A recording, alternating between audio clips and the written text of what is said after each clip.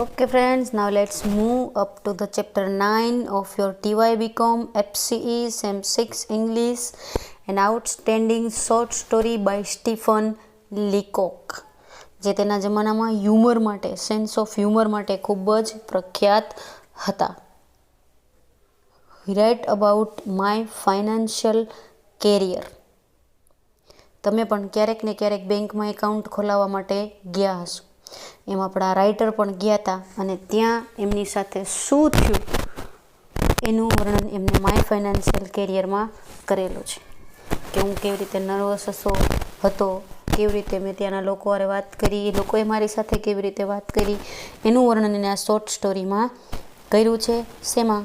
My financial career by Stephen Leacock. Canadian teacher હતા. જોઈએ હવે એમનો પરિચય. This is our hero, this is our writer. આમ તો રાઇટર હીરો જ કહેવાય ને, કારણ કે આખી સ્ટોરી એના જ દિમાગમાં ચાલતી હોય છે. એટલા બધા પ્રખ્યાત હતા કે કેનેડાની સરકારે એની યાદમાં ટપાલ ટિકિટ પણ બહાર પાડેલી છે. અને એટલે જ આ ફોટો મેં મૂક્યો છે.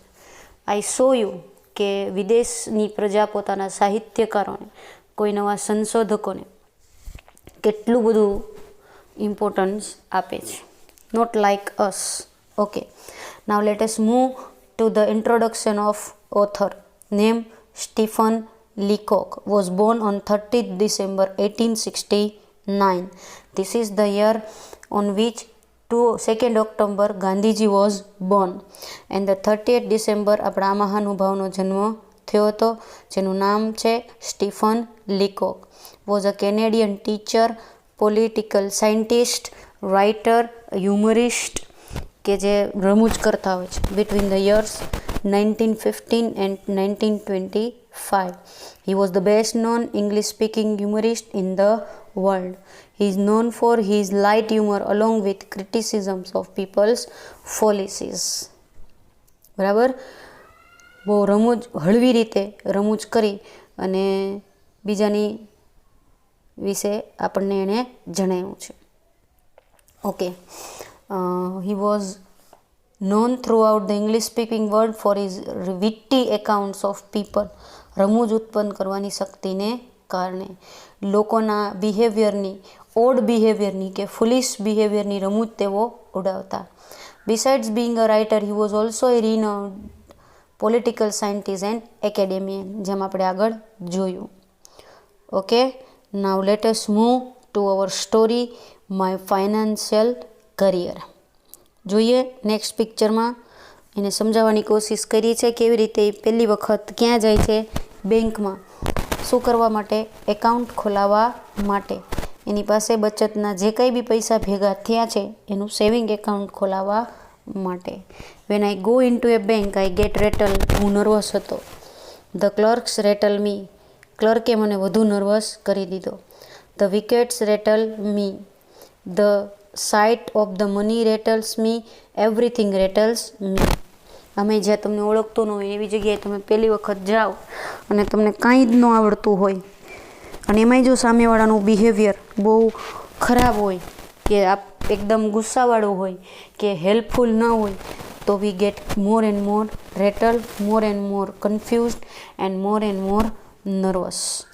એવું જ આપણા રાઇટર સાથે એ જ્યારે બેંકમાં પહેલી વખત ખાતું ખોલાવવા જાય છે તો એની સાથે થાય છે.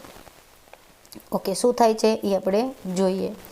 My financial career is a funny and humorous story that reflects the writer's fear and embarrassment whenever he entered the bank. પોતે તો ઇકોનોમિસ્ટ હતા, છતાંય everything related to the bank made him vexed and rattled. He became an irresponsible idiot. તેને પોતાની ઇડિયટનેસ જ દર્શાવી છે કે ખબર નહીં બેંક નામના સ્થળની મુલાકાત લઈને મને શું થઈ જતું હતું કે હું એકદમ ઇડિયટ બની જતો. મને કાંઈ જ સૂચતું નહોતું. હું બેંકમાં જતો અને મારી નર્વસનેસ ચાલુ થઈ જતી. The moment I cross the threshold of a bank I am hesitating જાય. હું બેંકમાં એન્ટર થતો અને હું એમ ખચકાટવાળો વ્યક્તિ બની જતો. If I attempt to transact business there I become an irresponsible idiot. એને ખુદ પોતાની જાતે સ્વીકાર્યું છે. I knew this beforehand, but my salary had been raised to $50 a month. એક મહિનામાં $50ની જે છે સેલેરી વધી ગઈ. And I felt that the bank was the only place four it. મારે તે બેંકમાં જમા કરાવવા છે. બેંકથી વધારે વિશ્વાસપાત્ર કોઈ જગ્યા મને લાગી નહીં. So I went to the bank. He addresses this theme in his essay. Banks are living embodiment of the obscure world of finance and economics. આજે દુનિયાનું કોઈ પણ પ્લેસ, કોઈ પણ દેશ એવો નથી કે જેને બેંક વગર ચાલે. Having a bank account has become almost A necessity in today's world. Technology has automated considered puts of modern banking, and nowadays it is possible to do most of your bank business without having to step into the bank at all. આપણે net banking સુધી પહોંચી ગયા છે કે જ્યાં બેંકમાં દાખલ થયા વગર જ આપણે મોટાભાગના આપણા વ્યવહારો કરી શકીએ છીએ. અહીં for the narrator and protagonist of my finance career, the very thought of stepping inside a bank is terrifying. Bank એને ટેરિફાઈંગ પ્લેસ લાગે છે, કારણ કે ખૂબ જ નર્વસ ફીલ કરે છે. Banks are living embodiment of the obstacle world of finance and economics. For the ordinary individual it is a mysterious place. એક સામાન્ય માણસ માટે એ ખૂબ રહસ્યમય જગ્યા છે. As far as he concern, he deposit his money here in the hope that it will be safe and accessible. લોકો એવી ગણતરી અહીંયા પૈસા ડિપોઝિટ કરાવે છે કે અહીંયા એમના પૈસા એકદમ સેફ રહેશે અને એને કોઈ પણ પ્રકારનો વાંધો આવશે નહીં. My financial career is one of Leacock's earlier pieces, appearing in his first publish humorous book literary lapses. એનો એક પાર્ટ લેવામાં આવ્યો છે. Along with the awful fate of Meloponium Jones was converted into an intimated short story by Gerald Potent for the National Film Board of Canada. તમે વિચાર કરો કઈ અવ્વલ દરજ્જાના writer હશે. The essay deals with one of the Leacock's favorite theme, the effect of economics on the life of man. અર્થશાસ્ત્રની લોકોના જીવન ઉપર શી અસર પડે છે. Leacock was an economist and had both a deep understanding and knowledge of the common man's distrust of the field as well as confusion over what is actually meant and did. એ સમજતા હતા કે લોકો આર્થિક રીતે કેટલા safe રહેવાની કોશિશ કરે છે, બેંકમાં જાય છે ત્યારે કેવી પ્રકારની રેટલનેસનો અનુભવ કરે છે, એક્સેટ્રા એક્સેટ્રા. હવે આપણે અગાઉ જોયું હતું કે એ ગયા પોતાના પગાર વધારો બેંકમાં જમા કરાવવા માટે. So I shambled in and look timidly round at the clerk. I had an idea that a person about to open an account must needs consult the manager. એને મેનેજરને મળવાનું હોય છે. So I went up to a wicket marked accountant. જ્યાં લખેલું હતું accountant. The accountant was a tall, cool devil. કેવો શબ્દ કીધો? ઊંચો ઠંડા દિમાગનો ડેવિલ એટલે કે શેતાન પ્રકારનો વ્યક્તિ હતો. The very sight of him rattled me. My voice was spectral. તેને જોઈને જ મને નર્વસ ફીલ થયું. મારો અવાજ એકદમ દબાયેલો થઈ ગયો. મેં એને હળવેક દઈને પૂછ્યું, can I see the manager? અને ઉમેર્યું, alone. I don't know why I said alone. મારે એને એકલામાં મળવું છે. મારાથી બોલાઈ ગયું કે હું ને એકલો મળવા માગું છું. કોને? મેનેજરને. Certainly said the accountant and fetch him. એને કીધું ચોક્કસ, કેમ નહીં, જાઓ આ બાજુ અને મળી આવો. The manager was a grave કામ મેન. કેવો હતો? એકદમ ઠંડો માણસ હતો. આઈ હેડ my $56 ક્લન્ચ in a ક્રમ્બલ ball in my pocket. પોકેટમાં મેં $56 રાખેલા હતા જે મારે જમા કરાવવાના હતા. Are you the manager? I said. God nose I didn't doubt it. ભગવાનને ખબર હતી કે મને કોઈ શંકા નહોતી કે આ જ મેનેજર છે, પણ મારી નર્વસનેસને કારણે એવું પૂછાઈ ગયું. તેણે કીધું, હા છું. Can I C you? I asked. Alone? શું હું તમને એકલામાં મળી શકું? આઈ didn't want to say alone again but without it the thing. કીધું હતું ને કે એ રેટલ એટલે કે નર્વસ થઈ જાય, અને ઘણી વખત આપણે નર્વસ હોય છે ત્યારે આપણી ટંગ અને આપણું જે બોડી છે એ આપણા કંટ્રોલમાં રહેતું નથી. તો એની ટંગ પણ એટ ધેટ ટાઈમ સ્લીપ થઈ ગઈ અને વળી પાછા એ જે ક્લર્ક એકાઉન્ટન્ટ આગળ બોલ્યા હતા એ જ પાછા મેનેજર આગળ બોલી ગયા. The manager look at me in some alarm. એકલા મળવા માંગે? શેના માટે? એને મારી તરફ જોયું. What? He felt that I had an awful secret to reveal. એને એવું લાગ્યું કે કદાચ મારે એને કોઈ અગત્યનું સિક્રેટ કહેવાનું છે. આપણે આ પહેલો પર્સન જોઈએ છીએ બેંકનો, કે જ્યાં જાય છે પોતાના $56 જમા કરાવવા માટે. પહેલાં એકાઉન્ટન્ટને મળે છે, પછી મેનેજરને મળે છે. એટલા નર્વસ છે કે દર વખતે અલોન શબ્દ બોલાઈ જાય છે. Come in here he said and led the way to a private room. He turn the key. Okay, અહીંયા આવી જાઓ, આ પ્રાઇવેટ રૂમ છે, ત્યાં કોઈ આપણને સાંભળી શકશે નહીં. પોતાની કી વડે એને પ્રાઇવેટ રૂમ ખોલ્યો કે ચાલો તમારે મને કાંઈક કહેવું છે ને એકલામાં. શું કહેવું છે? We are safe from interruption here, he sad, sit down. Private રૂમમાં લઈ જઈને એને મને કીધું કે હવે અહીં આપણે એકદમ સેફ છીએ, કોઈ જ આપણને દખલ કરશે નહીં. Okay, sit down. We both sat down and look each other. I found no voice to speak. મારા અલોન શબ્દએ મારી નર્વસનેસને, સામેવાળી વ્યક્તિને મળવાની તાકાતને ઓછી કરી નાખી હતી. હું શું કહીશ હવે? એવી કંઈ સિક્રેટ વાત નથી. મારે તો ખાલી એને એટલું જ કહેવાનું છે કે મારે $56 જમા કરાવવાના. આને તો મારા અલોન શબ્દને બહુ સિરિયસલી લઈ લીધો. બે એકબીજા સામે બેઠા, એકબીજાને જોઈ રહ્યા. મને શું બોલવું એ જ સૂચતું નહોતું. જ્યારે જેમ કે હું સાવ મૂંગો જ થઈ ગયો છે. You are one of Pinkerton's men I presume, he said. એને એવું લાગ્યું કે આ કોઈ એવી વ્યક્તિનો માણસ છે. પિનકેટન્સ મેન, હું એવું ધારું છું કે તું એનો કોઈ માણસ છો.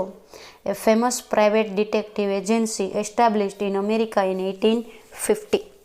તો એનો માણસ છો ને અહીંયા અમારી સાથે કોઈક એવી માહિતી શેર કરવા માટે આવ્યો છું. શેનો? પિન્કેટન પ્રાઇવેટ. આ વિદેશોમાં ડિટેક્ટિવની સિસ્ટમ બહુ છે, જાસૂસો રાખવાની અને એની પાસેથી માહિતી કઢાવવાની, કે જેથી કોઈ પણ બાબત અંગે તમે વ્યવસ્થિત નિર્ણય લઈ શકો. He had gathered from my mysterious manner that I was a detective. મારી રહસ્યમય બાબતોથી, રીતભાતથીને લાગ્યું કે હું એક ડિટેક્ટિવ છું. I knew what he was thinking and it made me worse. મને ખબર પડી ગઈ કે મારા વિશે શું વિચારે છે અને મારી હાલત પહેલાં કરતાં પતલી એટલે કે ખરાબ થઈ ગઈ. No, not from Pinkerton's, I said, seeming to imply that I came from a rival agency. To tell the truth, I went on as if I had been prompt to lie about it. I am not a detective at all. I have come to open an account. I intend to keep all my money in this bank. મેં એને કહી દીધું કે હું કોઈ detective નથી. હું તો એક વ્યક્તિ છું કે મારા પૈસા અહીંયા જમા કરાવવા આવ્યો છે. I intend to keep all my money in this bank. The manager looked relieved. ચિંતાથી મુક્ત થઈ ગયો, પણ હજી ગંભીર હતો. He concluded now that I was a son of Baron Rothschild or young gold. આટલા બધા પૈસા મૂકવા એમ મેં કીધું એટલે એનો મતલબ શું થયો? એને એમ લાગ્યું કે હું Baron Rothschild, head of the extremely wealthy and famous family of bankers based in England, એનો કોઈ સન છું, એની ત્યાંથી આવેલો માણસ છું અને મારી પાસે ખૂબ બધા પૈસા છે અને એ પૈસા હું જમા કરાવવા માટે આવ્યો છું. That's why. એને વિચાર્યું. A large account I suppose, he said. Fairly large, I whispered. હું થોડોક બડબડો, થોડુંક મોટું, બહુ તો નહીં. I propose to deposit $56 now and $50 a month regularly. શું કીધું એણે? હું કોઈ ડિટેક્ટિવ નથી, હું કોઈ રાજાશાહી ખાનદાનનો પુત્ર નથી, હું એક સામાન્ય વ્યક્તિ છું અને મારો પગાર વધ્યો છે $50, એ હું અત્યારે જમા કરાવવા આવ્યો છું અને પછી દર મહિને વધારાના $56 હું જમા કરાવીશ. The manager got up and opened the door. He called to the accountant. ગુસ્સે હો ગયા સાલા. શું કીધું? મેનેજર ઉઠ્યો, દરવાજો ખોલ્યો અને એકાઉન્ટન્ટને એને બોલાવ્યો. Mister Montgomery, he said unkindly loud, This gentleman is opening an account. He will deposit $56. Good morning. પોતાના એકાઉન્ટન્ટને બોલાવ્યો જેનું નામ હતું મિસ્ટર મોન્ટેગોમરી. એકદમ ઊંચા ન ગમે એવા અવાજ એને રાડ પાડી, આ જેન્ટલમેન $56 જમા કરાવવા આવ્યા છે, એનું એકાઉન્ટ ખોલાવવા આવ્યા છે, એ કરો. ગુડ મોર્નિંગ એવી કાંઈ જ છે નહીં. A big iron door stood open at the side of the room. Good morning, I said and stepped into the shape. હું ત્યાંથી ચાલ્યો ગયો.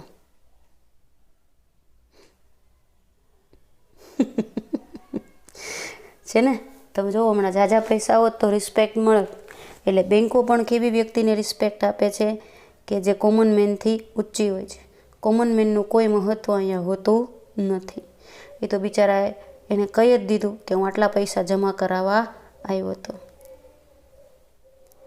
છે ને, કેટલી પ્રેક્ટિકલ બેન્કો હોય છે એ અહીંયા એને બતાવ્યું છે.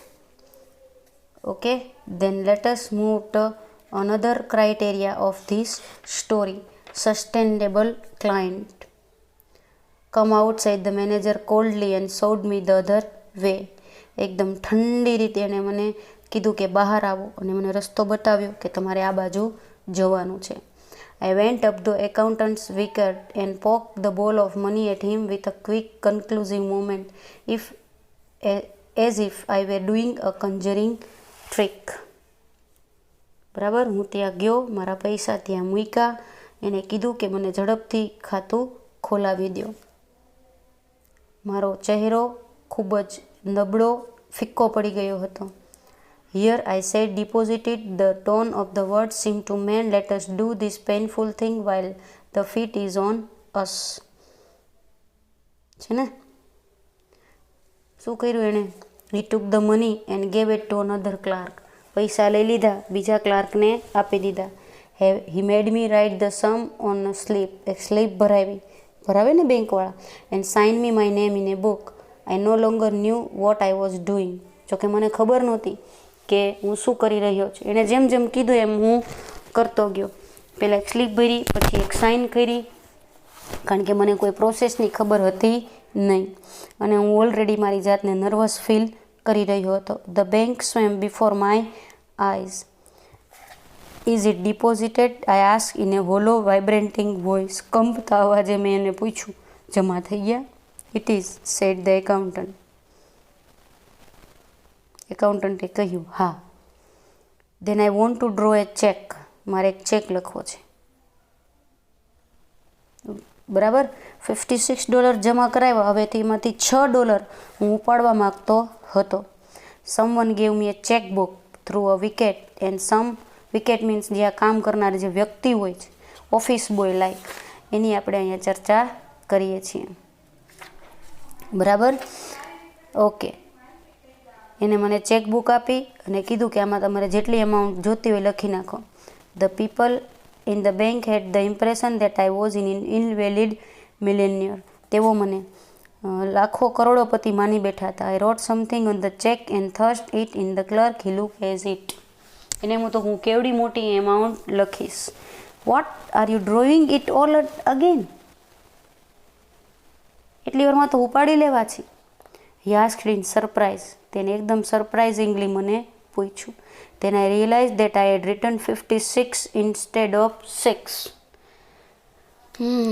જેટલા જમા કરાવ્યા હતા એટલા જ ભૂલથી, નર્વસનેસને લીધે, ધ્રુજતા હાથે મારાથી અમાઉન્ટ લખાઈ ગઈ. $6 બદલે $56. એટલે વાંચીને એકદમ સરપ્રાઇઝ થઈ ગયા કે તમે હજી તો જમા કરાવ્યા એ બધા પૈસા તરત ઉપાડી લેવા છે. I had a feeling that it was impossible to explain the thing. All the clerks had stopped writing and looked at me. બધાએ લખવાનું બંધ કરીને મારી સામે જોયું કે કેવો ગાય, હમણાં તો પૈસા જમા કરાવવાનો, હવે તરત ને તરત એને પૈસા ઉપાડી લેવા છે. Reckless with misery, I made a plunge. બરાબર, મેં નક્કી કરી લીધું કે મારે શું કરવું છે. To decide to do something without caring about its consequence. પરિણામોની ચિંતા કર્યા વગર. Yes, the whole thing. You withdraw your money from the bank, every cent of it. Cent એટલે કરન્સીનો એક યુનિટ છે. જેમ કેમ આપણે 8 આના 12 આના હતો એ રીતે. A dollar in fact is made of 100 cents. That means 100 cents is equal to $1. જેમ 100 પૈસા is equal to 1 રૂપી થાય એ રીતે. Are you not going to deposit anymore? said the clerk. Never. An idiot hope struck me that they might think something had insulted me while I was writing the check and that I had changed my mind.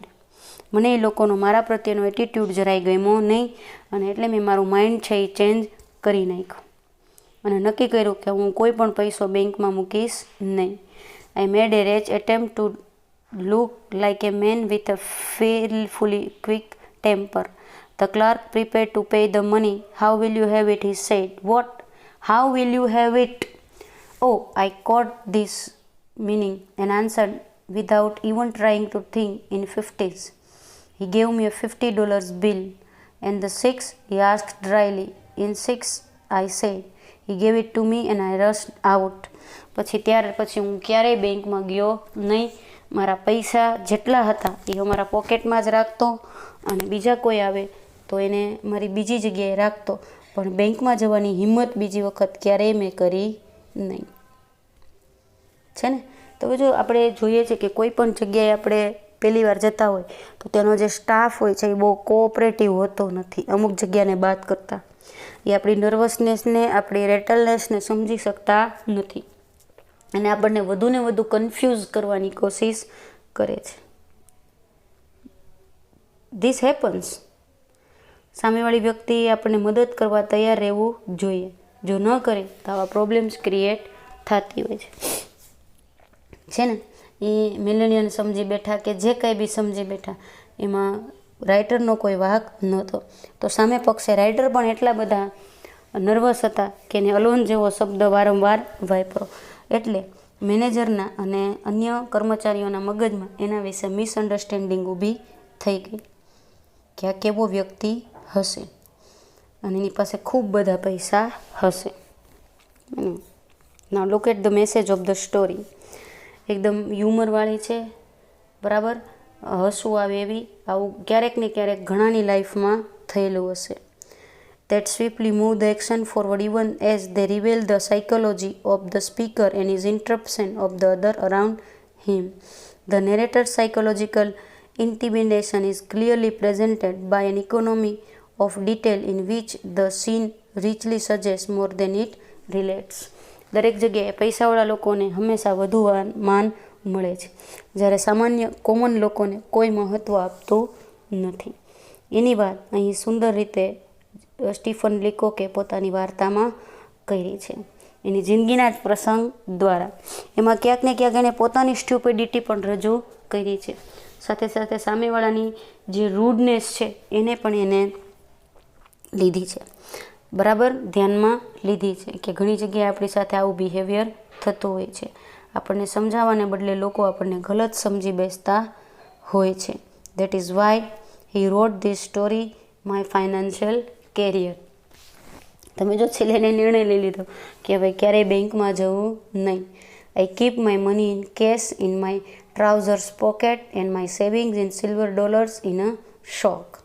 એમાં જ રાખીશ, બીજા ક્યાંય જમા, ખાસ કરીને બેંકમાં તો ક્યારેય જમા કરાવીશ નહીં. બરાબર. સ્ટોરી આમ તો રમૂજી છે,